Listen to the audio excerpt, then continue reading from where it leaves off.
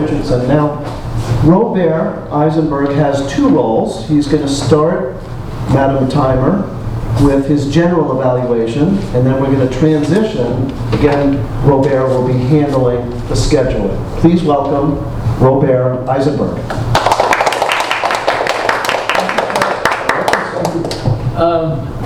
I'll try to pay attention to holding the mic closer to my mouth, because I had a lot of problems hearing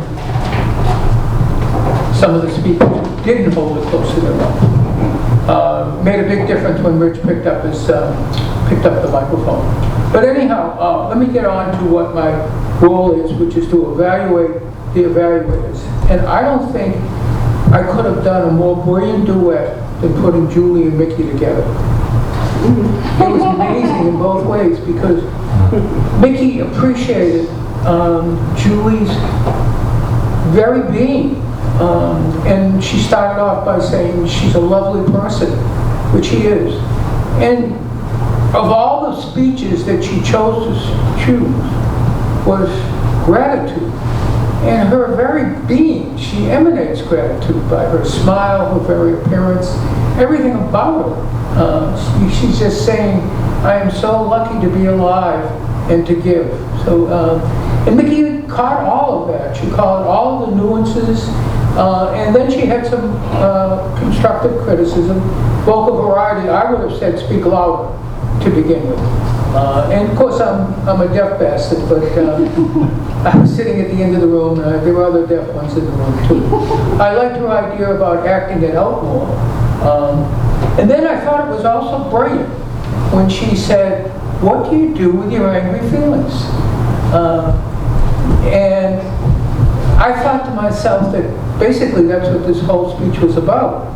You really dismiss the angry feelings and you give off goodness, and maybe that translates to the next person. Recently I've had a really bad injury, so when people say to me, how are you? I say, don't ask. And that's sort of in the middle. I don't complain, but on the other hand, I'm giving a message.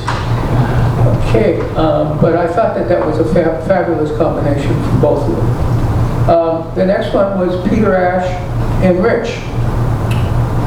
I agreed with just about everything Rich said. And Rich did something amazing. He actually asked for the time. Yes, Mickey did not. And usually most of us do not. But that was very good that you did, because basically it tells you how long you can speak. You want to do about half of what the speech is. You brought up the fact that Peter spoke from notes. And it really was a story from his family, and perhaps he didn't need to speak so much from those. What I thought was, it was a fabulous story. There was just so much in it, and it could have been edited somewhat, but I wanted, in a sense, actually, I wanted more. And maybe I wanted two stories, because the Soviets didn't want Palestine. Why? And yet that is currently true too. So all of this could have been what happened then, has to do with a lot of things that are happening now.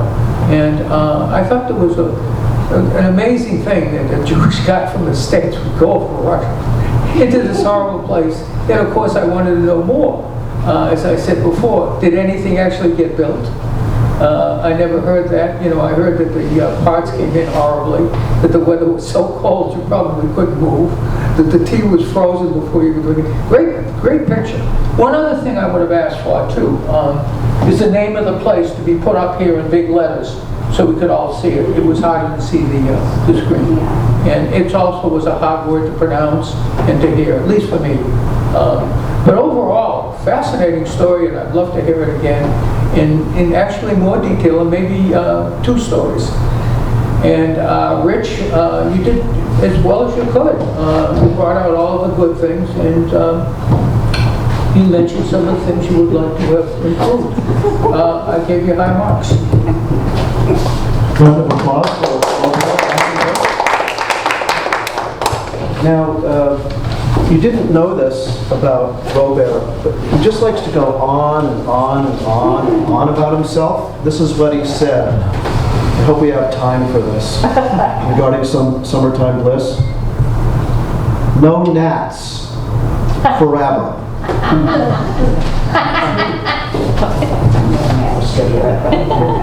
Okay, so